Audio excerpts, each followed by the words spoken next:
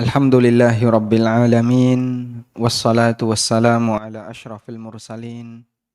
Nabiyyina wa maulana Muhammadin wa ala alihi wa sahbihi ajma'in.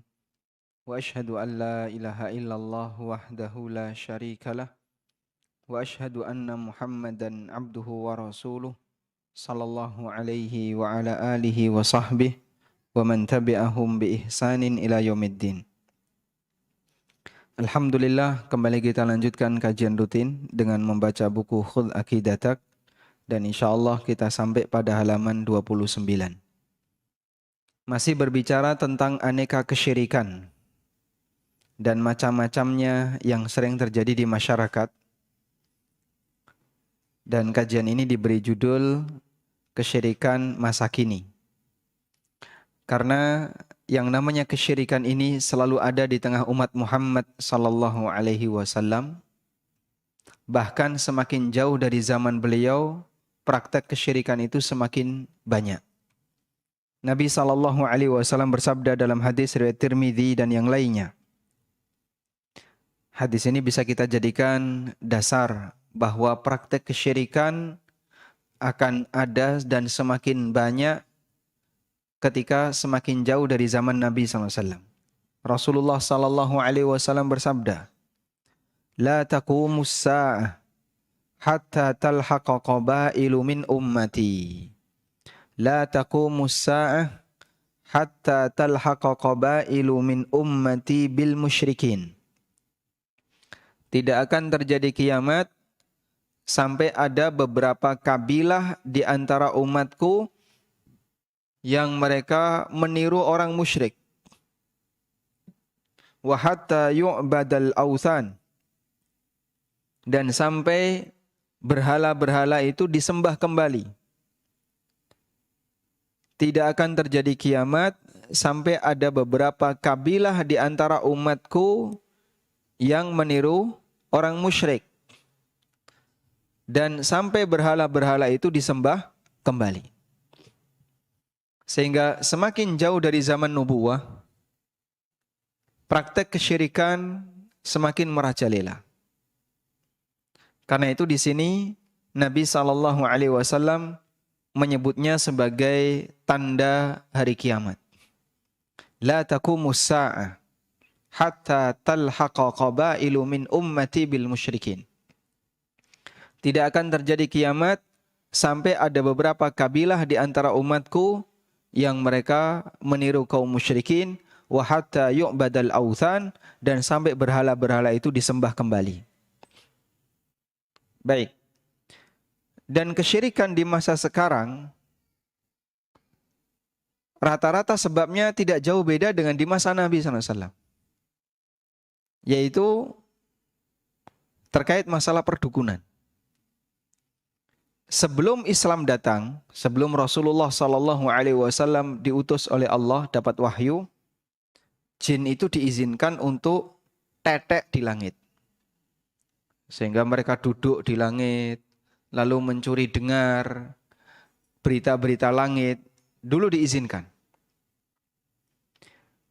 Kemudian setelah Al-Quran diturunkan, Allah Subhanahu wa Ta'ala menetapkan aturan, gak boleh lagi ada jin yang berada di langit. Allah Subhanahu wa Ta'ala berfirman di surat Al-Jin, menceritakan tentang bagaimana pernyataan jin. Allah berfirman, wa anna kunna naq'udu minha maq'ida lis-sama.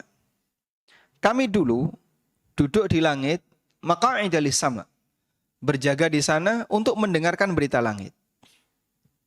Faman yastami'il ana yajid lahu shihaban rasada.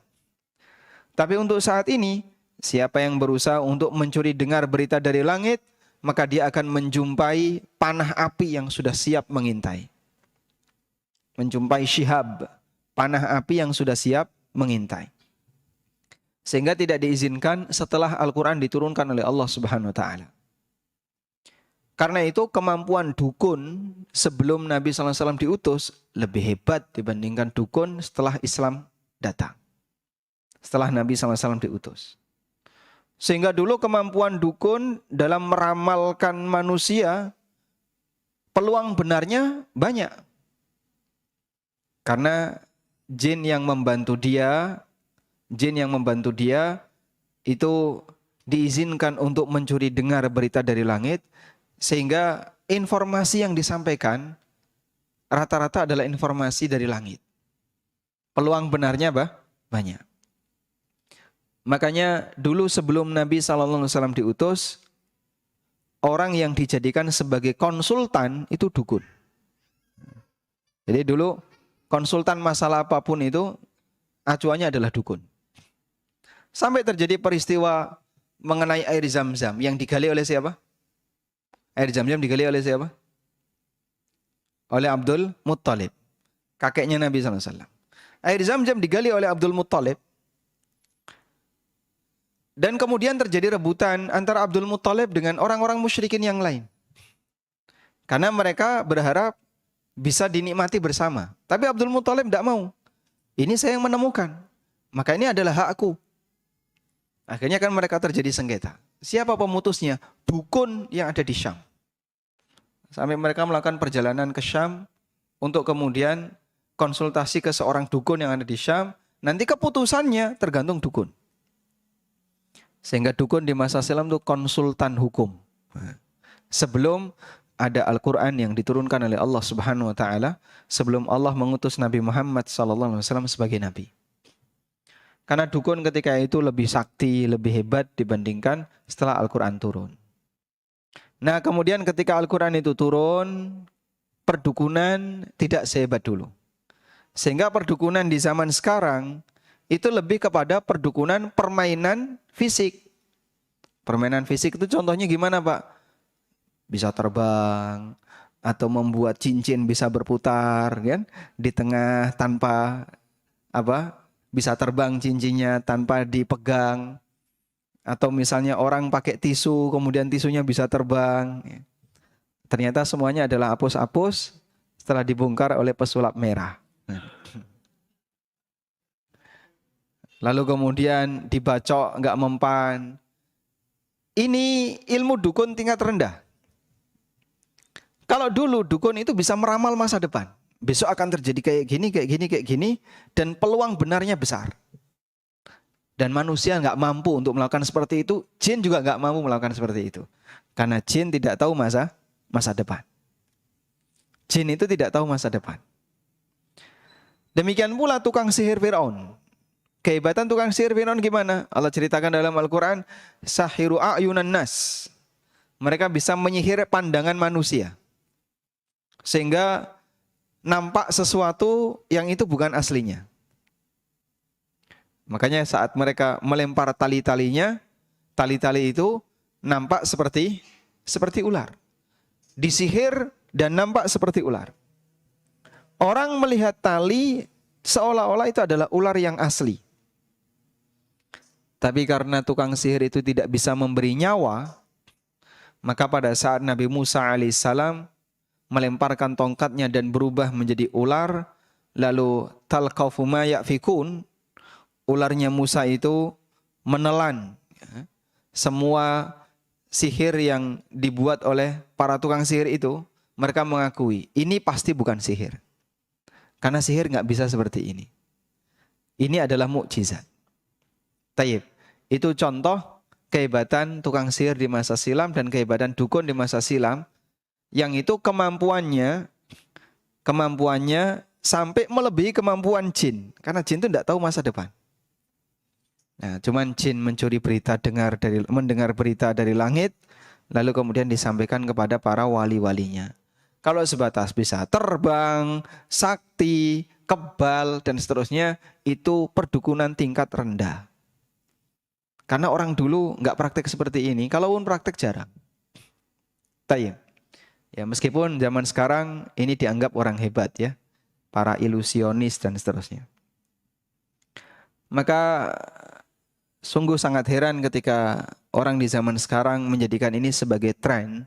Berarti ini sama dengan menghidupkan kembali tren sihir yang sudah terkubur dalam sejarah Fir'aun. Tapi dibangkitkan kembali oleh orang-orang di masa sekarang. Baik, kemudian termasuk diantaranya adalah alasan tawassul. Dan tawasul kalau di masa silam bentuknya itu kepada sosok yang diwakili oleh berhala. Nah, Uzza itu bentuknya pohon keramat. Di atas pohon itu ada gubuk kecil. Dan itu diyakini sebagai tempat tinggal Uzza. Dan ada jin yang nunggu.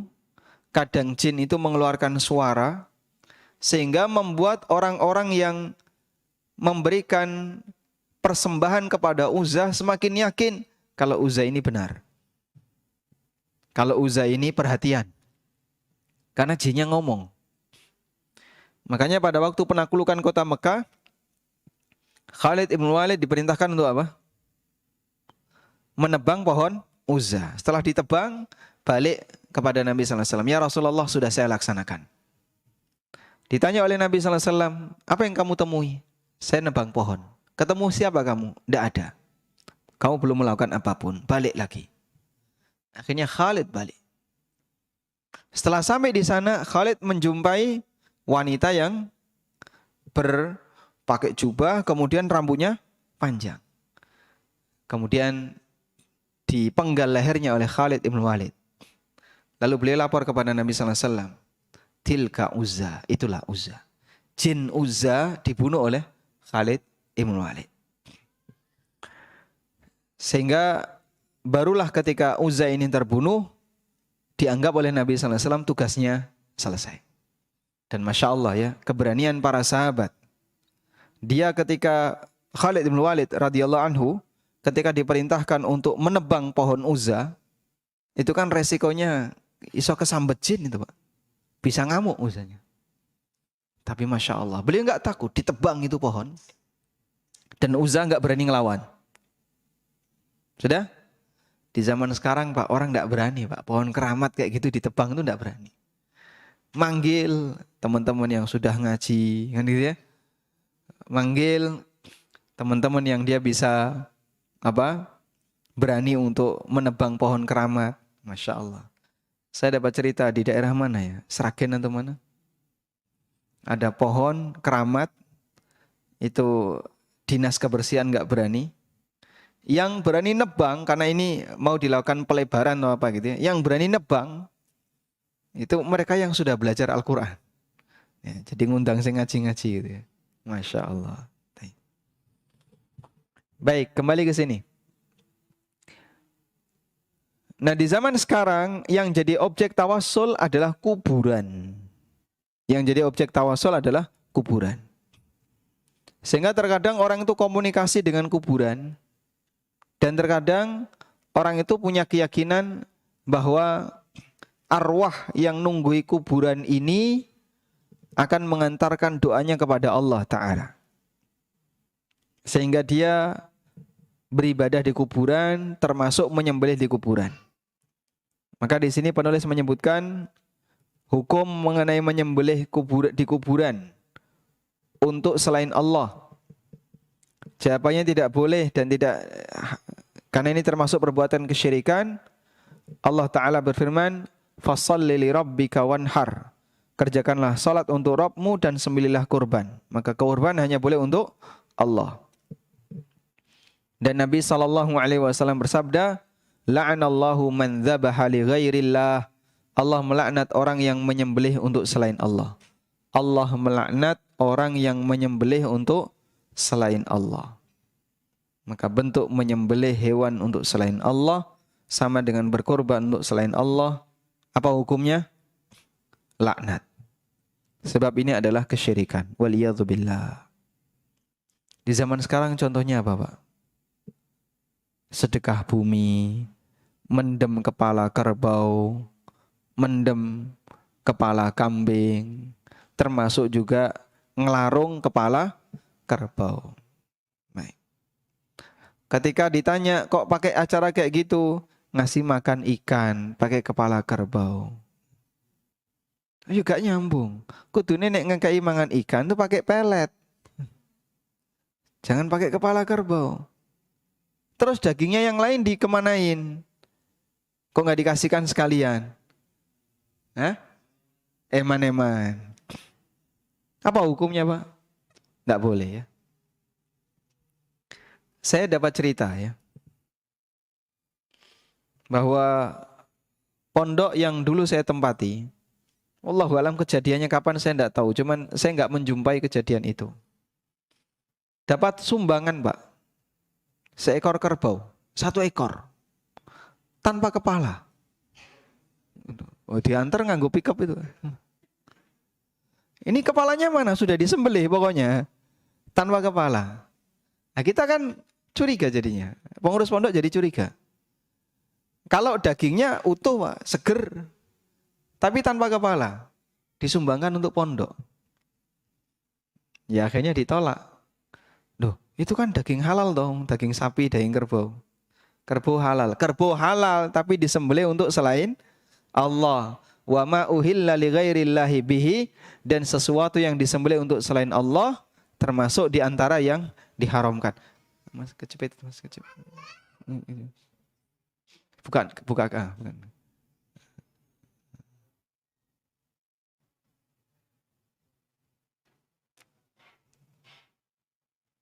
Baik. Kerbaunya halal, tapi ketika disembelih untuk selain Allah jadinya apa? Haram. Karena salah satu di antara binatang yang haram adalah binatang yang disembelih untuk selain Allah Subhanahu wa taala. Baik.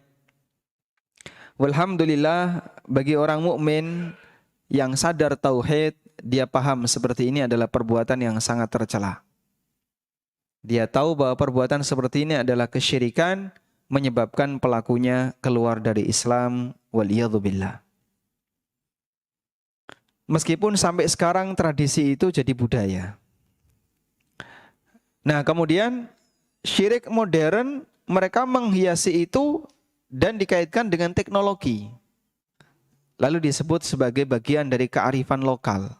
Nah, ini bentuk kearifan lokal. Yang benar bukan kearifan lokal ya, kejahatan lokal. Masuk syirik disebut kearifan? Pakai bahasa siapa syirik disebut kearifan? Praktek kesyirikan dengan aneka alasan itu kan dalam rangka untuk memberi makan ikan, menjaga keseimbangan ekosistem lingkungan dan seterusnya, gedabrus semuanya ya. Tidak ada kayak gitu. Kalau memang jujur seperti itu seharusnya bukan kepalanya saja yang dilarung, tapi harus yang lain. Ditambah lagi ternyata sajen kayak gitu diperebutkan. Kan kemudian setelah dilepas, terus apa? Orang-orang pada rebutan. Nah proses rebutan itu yang hilang nyawa banyak. Ya. Inikah yang disebut menjaga kelestarian lingkungan? Yus kalian mas menungsone dipangan iwak sisan.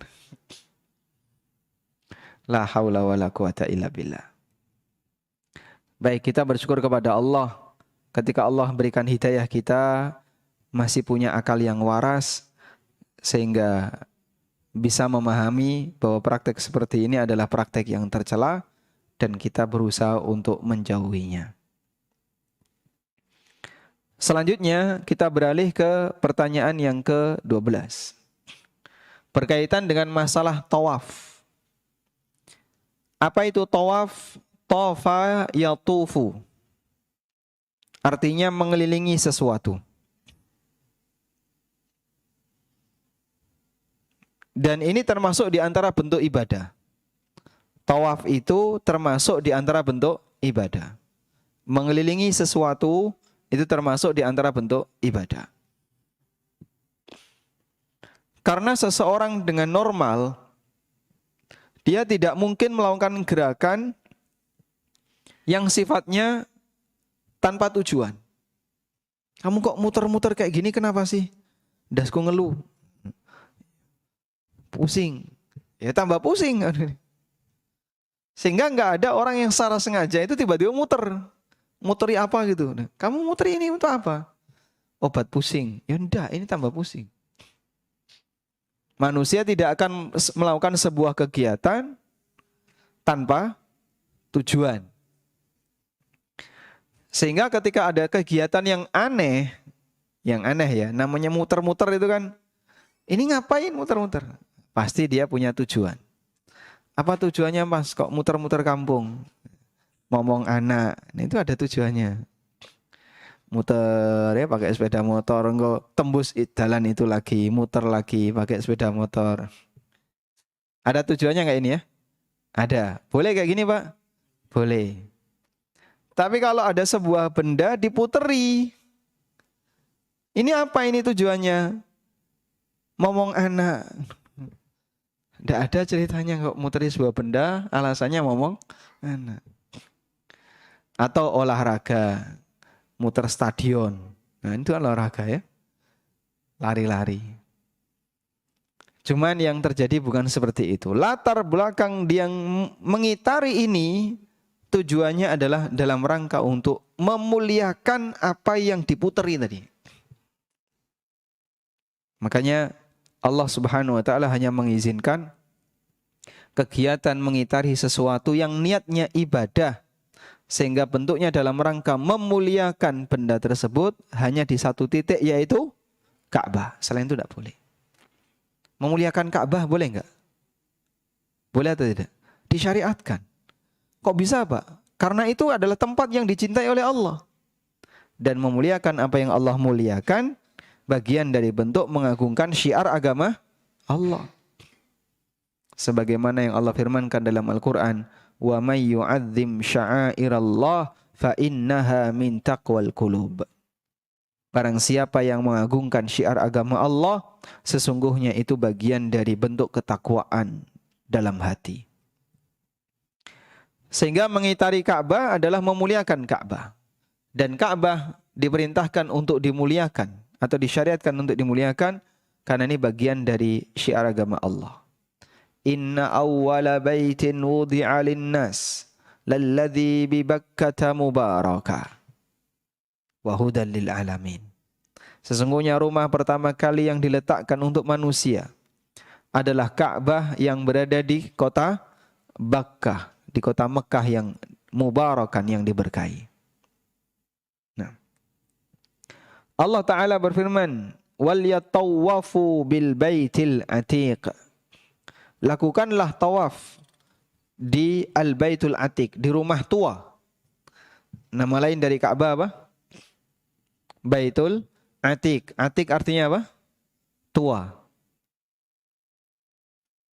Disebut sebagai Baitul Atiq, rumah tua, karena Ka'bah adalah rumah yang pertama. Bangunan rumah yang pertama. Itulah Ka'bah. Nabi SAW menyebutkan tentang keutamaan tawaf di Ka'bah. Man tafa bil baiti sab'an wa shalla rak'ataini kana ka'itki raqabatin. Barang siapa yang tawaf di Ka'bah 7 kali dan dia salat 2 rakaat, maka yang dia lakukan seperti membebaskan budak. Dan itulah kegiatan tawaf. Hanya satu tempat ini yang boleh untuk diapakan? Diagungkan. Dengan cara tawaf. Hanya satu tempat ini yang boleh diagungkan dengan cara tawaf. Selain tempat ini boleh enggak Pak? Contohnya di Masjid Pogung Baru. Mengitari Masjid Pogung Baru. Peng piro Pak? Peng selikur. Tujuannya apa? Untuk memuliakan masjid ini. Tidak boleh. Meskipun masjid itu dimuliakan, tapi cara memuliakan masjid dengan tahiyatul masjid. Anda wudu, masuk masjid, salat 2 rakaat. Itulah bentuk memuliakan masjid. Selain Ka'bah. Maka Allah hanya mensyariatkan untuk memuliakan benda dengan cara dikelilingi sebanyak 7 kali. Selain satu benda yaitu Ka'bah. Baik. Nah, di masyarakat kita ada tradisi, misalnya mubeng beteng. Mengelilingi apa Pak? Itu jaraknya berapa itu? Jaraknya berapa? Ada jaraknya karena di pojok-pojok itu ya. Kurang lebih ada 5 kilo ada? Sekali putaran. Mungkin sekitar 5 kilo ya, atau enggak sampai ya. Sekitar 5 kilo lah anggap. Diputeri. Dan itu ada protapnya. Apa protapnya? Tidak boleh bicara. Sambil poso bisu. Sehingga dia mengitari itu sambil suasana senyap. Ya, poso bisu. Kalau ini bukan ibadah, ya apalagi. Jelas kalau dilihat dari aturannya, protapnya itu, ini ibadah. Dan sekali lagi, ibadah tidak boleh dilakukan kecuali apa? Dilakukan di Ka'bah. Ibadah tidak yang bentuknya tawaf tidak boleh dilakukan kecuali di Ka'bah. Baik. Ada juga yang muter seperti ini dilakukan di kuburan. Di video juga banyak itu. Tawaf di kuburan. Banyak sekali. Sehingga dia mengitari kuburan. Sambil mengucapkan la ilaha illallah, la ilaha illallah, la ilaha illallah. Selesai itu dia berdoa. Doanya kemana? Menghadap semuanya ke kuburan. Seolah-olah kuburan itu jadi kiblatnya. Sehingga seperti kita ya. Kita selesai mengelilingi Ka'bah. Kita sholat menghadap kemana? Ke Ka'bah. Dimanapun posisi kita di masjid, kita sholatnya menghadap ke arah satu titik, yaitu Ka'bah. Maka softnya melingkar. Ini orang di kuburan juga seperti itu. Dimanapun posisi dia, pandangannya atau hadapannya itu mengarah ke arah kuburan. Maka kuburan dijadikan sebagai kiblat berdoa. Dan seperti ini mereka menganggap sebagai bentuk tawassul kepada Allah Subhanahu wa taala dengan penghuni kubur. Baik. Apa hukumnya? Tidak diperbolehkan. Nah, selanjutnya jamaah yang dimuliakan Allah Subhanahu wa taala, terkadang orang melakukan praktek seperti ini lalu dikasih alasan yang alasan itu semu ilmiah. Dengan cara agar bisa diterima oleh masyarakat. Maksudnya begini. Saya beberapa kali ya menjumpai keterangan dosen yang membela praktek kesyirikan.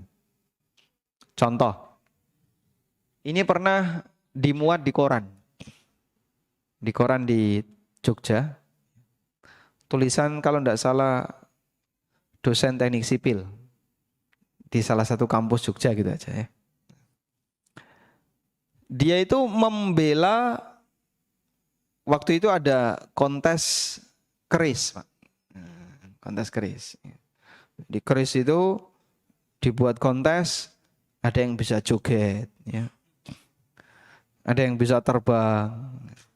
Intinya pokoknya kontes keris. Lalu dia bilang bahwa proses ini sebenarnya bagian dari medan magnet yang mempengaruhi posisi keris sehingga dia bisa berdiri, bisa terbang karena medan magnet. Itu batu-batunya adalah batu khusus yang bisa menyebabkan keris itu mendapatkan medan magnet sehingga dia bisa berdiri. Waktu saya baca ini batin, gedabrus kebablasan. Gimana kok medan magnet? Wong cetha itu dolanan jin ya. Tapi dibuat seperti nuansa ilmiah biar tidak kelihatan praktek kesyirikan. Ya, terus pakai alasan medan magnet dan seterusnya. Kalau itu medan magnet, berarti kan dia berdiri terus kan gitu ya. Selama di titik itu. Tapi nyatanya tidak.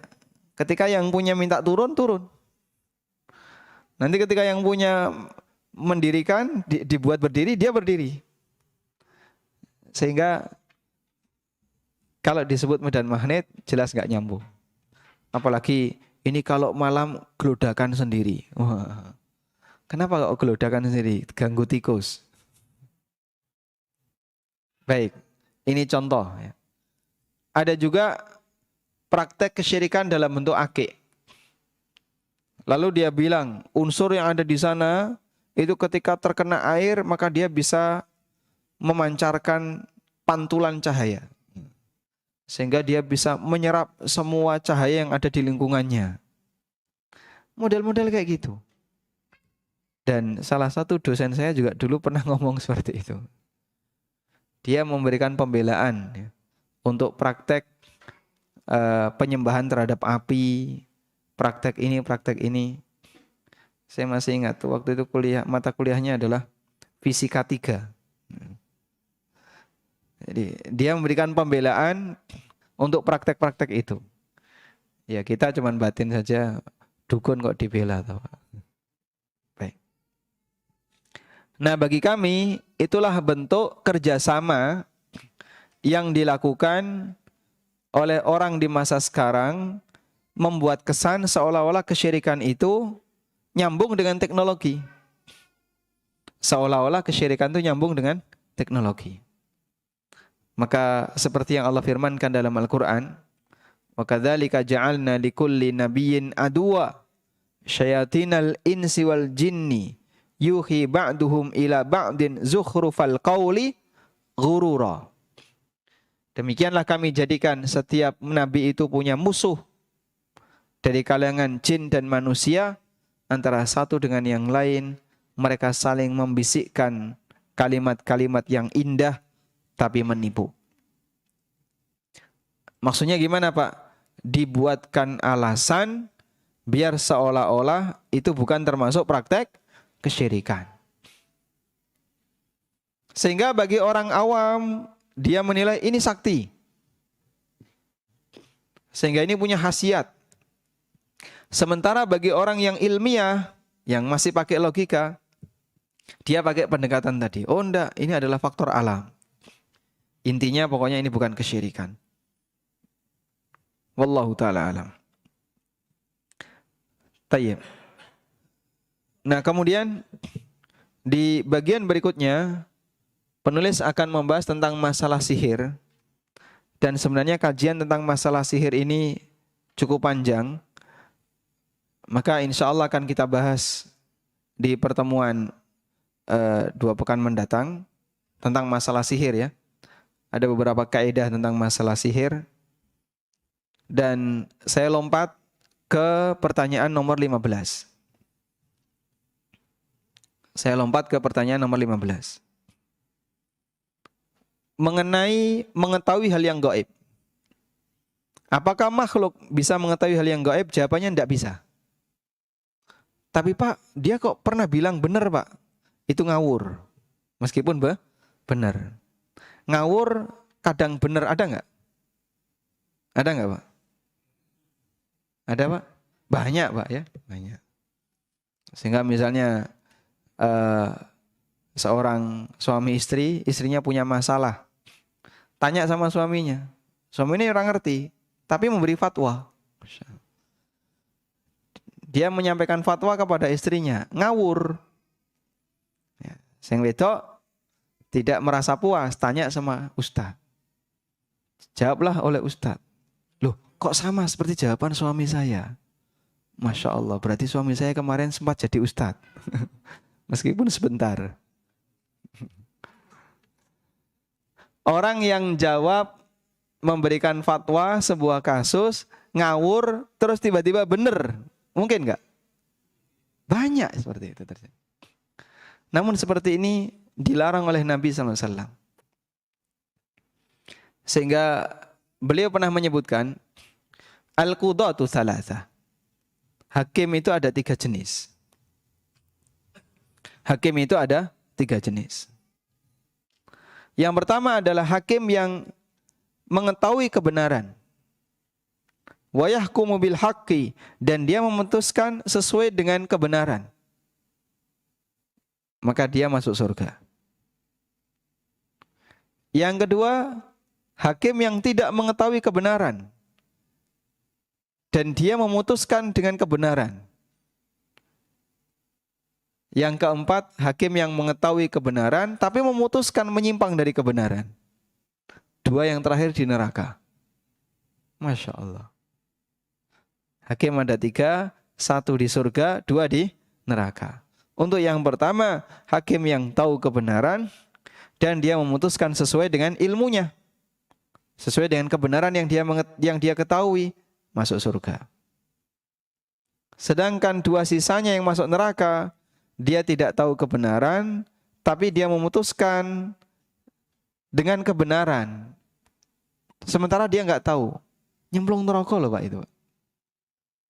Makanya ngawur dalam masalah agama ndak boleh. Baik. Sehingga kalau ada orang yang bertanya kepada saya, mungkin nggak Pak, ada dukun itu yang bisa tahu masa depan dengan kehebatan ilmu yang dia punya. Anggaplah misalnya dia puncak dukun sedunia. Saking hebatnya sampai dia itu bisa mengetahui hal yang gaib. Jawabannya nggak mungkin. Kok bisa nggak mungkin? Karena gaib itu rahasia Allah. Dan Allah tegaskan dalam Al-Quran, Allah tidak akan membocorkan hal yang gaib itu kecuali kepada Nabi. Alimul ghaibi fala yudhiru ala ghaibihi ahada illa manirtada mir rasulin. Dialah zat yang mengetahui hal yang gaib dan Allah tidak pernah membocorkan hal yang gaib itu kepada siapapun. Makanya nggak mungkin manusia, makhluk tahu hal yang gaib. Itu tidak mungkin. Ya. Kecuali kalau Allah Subhanahu wa taala memberitahu. Dan yang diberitahu oleh Allah hanya siapa? Para rasul. Baik di kalangan malaikat maupun di kalangan manusia. Karena itu siapa yang mengklaim bahwa orang lain mengetahui hal yang gaib, klaim ini pasti dusta dan keyakinan ini keyakinan yang merampas hak khusus Allah Subhanahu wa taala. Tidak ada seorang pun yang memiliki pengetahuan tentang hal yang gaib kecuali apa yang Allah wahyukan kepada Rasulnya sallallahu alaihi wasallam. Allah berfirman, Alimul ghaibi fala yudhiru ala ghaibihi ahada illa man irtada mir rasulin. Dialah yang mengetahui hal yang gaib, maka dia tidak memperlihatkan kepada seorang pun tentang hal yang gaib itu kecuali kepada Rasul yang diridhoinya, yaitu utusan Allah baik di kalangan malaikat maupun kalangan manusia. Dan Nabi SAW juga bersabda, La ya'lamul ghaiba illallah. Tidak ada yang tahu hal yang gaib kecuali Allah. Manusia tidak mengetahui hal yang gaib. Jin juga tidak mengetahui hal yang gaib. Baik. Kalau ada informasi kayak gini, ada orang Pak, dipenggal kepalanya, putus, setelah itu disambung lagi, hidup lagi. Bapak percaya itu? Percaya enggak? Tidak. Tapi saya pernah lihat. Hah? Sulapan. Iya, praktek sihir itu. Waktu saya masih kecil tuh. SD. SD kelas 1 atau mungkin SD kelas 1. Ada pagelaran. Pameran ya. Terus ada banyak pesulap-pesulap tuh banyak sekali. Ada yang dimasukkan kota, terus orangnya hilang. Itu bolak-balik nonton ya. Nonton langsung Pak, bukan di TV ya. Dulu waktu saya kecil. Terus ada orang yang dipotong kepalanya ditaruh di baskom, terus dibawa, setelah itu ditempel lagi, hidup lagi dia. Nah. Kalaupun itu kejadian yang dilihat, berarti kan tidak diingkari Pak ya. Cuman ini apa ini? Sihir. Jelas ini sihir. Sihir apa ini? Sihir apa ini? Sihir kemungkinan yang terjadi adalah pandangan mata. Sehingga sebenarnya saat dipenggal itu orangnya nggak dipenggal. Tapi terlihat seperti dipenggal. Maka orang yang berada di kanan kirinya melihat seolah-olah ini dipenggal. Tayyib. Nah, sihir seperti ini tadi ya, tingkat kemampuannya di bawah. Tapi kalau sudah sampai meramal masa depan, itu jin aja nggak bisa. Makanya kehebatan para dukun di masa silam yang dia bisa meramal masa depan, itu kemampuan yang jauh lebih tinggi daripada sebatas sulap fisik, seperti bisa terbang atau apa dan seterusnya. Sebab jin bisa bantu di sini, tapi yang ini jin tidak bisa. Karena Allah Subhanahu wa taala tegaskan tidak ada yang tahu hal yang gaib kecuali Allah. Dan Allah membocorkan hal yang gaib itu, Allah menunjukkan hal yang gaib itu kepada Rasul yang diridhoinya. Wallahu a'lam. Kemudian Allah juga tegaskan dalam Al-Quran, Qul la ya'lamu man fis samawati wal ardil ghaiba illallah.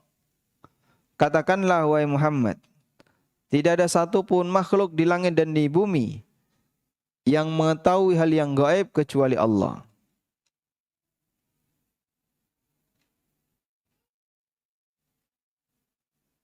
Baik. Anda bisa buka di surat An-Naml ayat 65. Di surat An-Naml ayat 65 Allah tegaskan, Qul la ya'lamu man fis samawati wal ardil ghaiba illallah. Katakan wahai Muhammad, tidak ada di langit dan di bumi yang mengetahui hal yang gaib kecuali Allah. Tambahkan ya, di buku boleh ditulisi An-Naml ayat 65.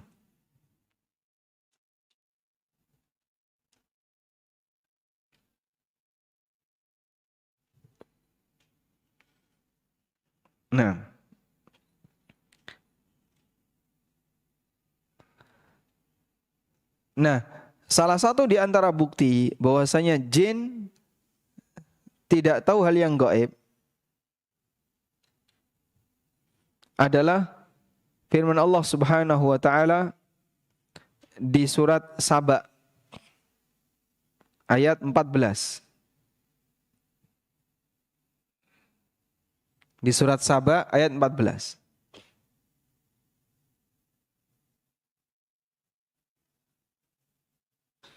Allah menyebutkan tentang kekuasaan Sulaiman. Di ayat 12 surat Saba ayat 12 Allah berfirman, Wali Sulaiman ar-riha guduha syahrun wa rawahuha syahr. Sulaiman punya angin yang perjalanan pagi sama seperti perjalanan sebulan, perjalanan sore sama seperti perjalanan sebulan. Dengan angin tadi. Wa asalna lahu ainal qitr. Wa minal jinni may ya'malu baina yadayhi biidzni rabbih. Dan di kalangan jin ada yang bekerja baina yadayhi di hadapan Sulaiman biidzni rabbih dengan izin dari Allah.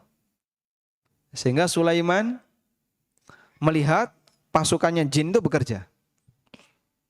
Sulaiman melihat pasukannya jin bekerja karena ini berada di hadapannya. Lalu Allah ceritakan, falamma qadaina alaihi, pekerjaannya itu bermacam-macam ya. Falamma qadaina alaihil mauta, ketika kami tetapkan kematian untuk Sulaiman. Sulaiman dicabut nyawanya oleh Allah Ta'ala.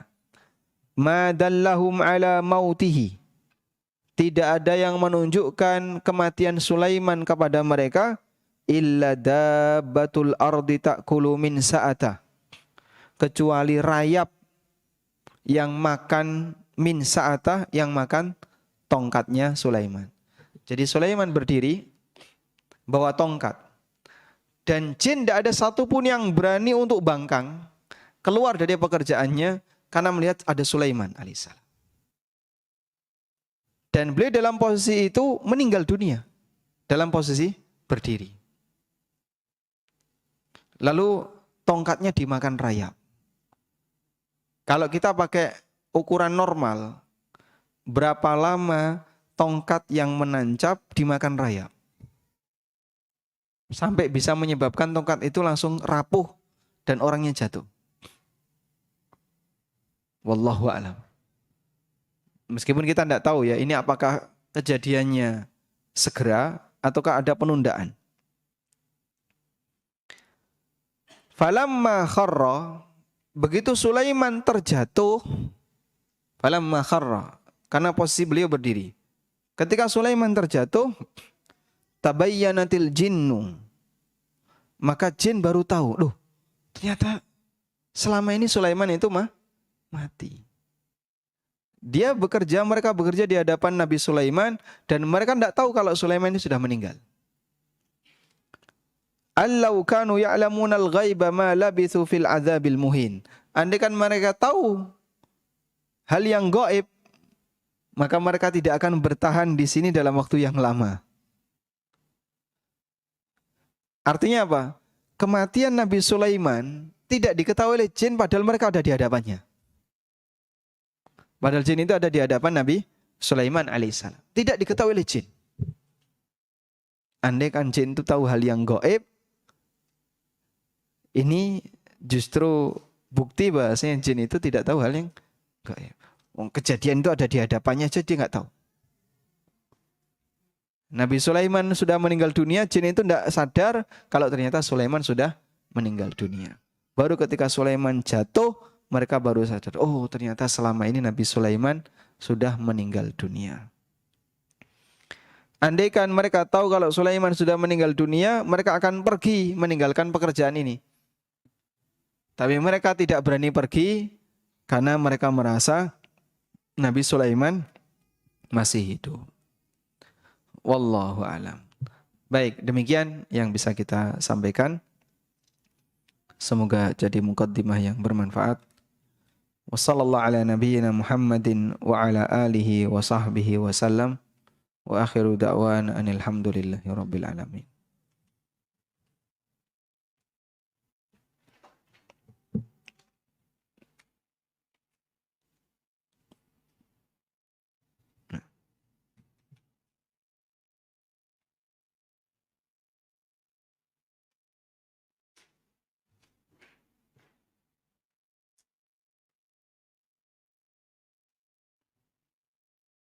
Ada yang mau disampaikan?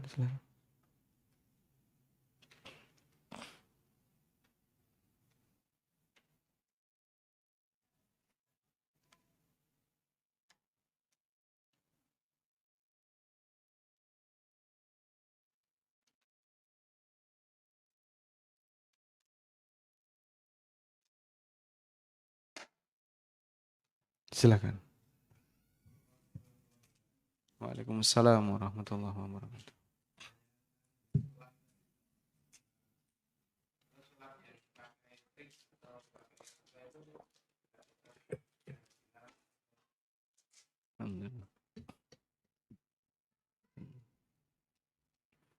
Apa hukumnya sulap pakai trik? Apakah ini dilarang atau bagaimana? Tayyib. Kembali kepada maksud dan tujuannya. Jika orang menggunakan trik untuk sulap dengan maksud agar dia dianggap sakti oleh masyarakat, lalu mencari perhatian dari masyarakat dengan ini, ya ini penipuan. Ini bentuk penipuan. Sehingga dianggap, oh hebat, besinya bisa bengkok, memindahkan penyakit di kelapa. Misalnya. Apalagi tidur di atas paku, padahal semuanya pakai trik. Akhirnya dianggap orang hebat, padahal aslinya apa? Itu semua adalah penipuan. Man ghasya falaysa minna. Barang siapa yang ngapusi, nipu, maka dia bukan bagian dari golonganku. Sehingga ketika ada orang yang dia menggunakan trik untuk pengobatan, ya. Misalnya pakai keris ya, kerisnya itu bisa getar, dret, dret. Nah.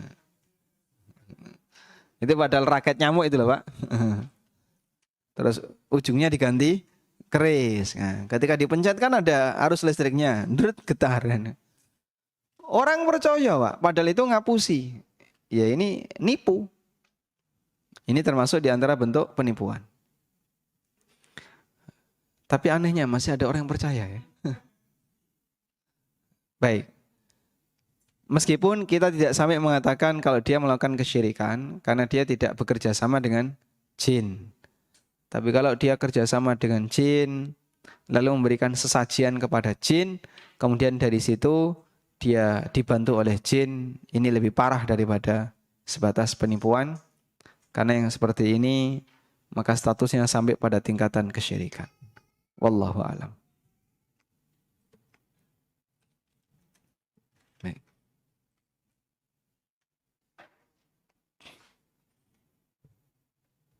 Cukup? Tayyib, demikian yang bisa kita bahas.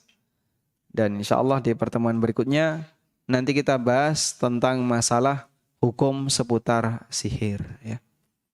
Wassallallahu ala nabiyyina Muhammadin wa ala alihi wa sahbihi wa sallam. Wa akhiru da'wana alhamdulillahi rabbil alamin. Subhanakallahumma wa bihamdika. Asyhadu an la ilaha illa anta astaghfiruka wa atubu ilaik. Wassalamualaikum warahmatullahi wabarakatuh.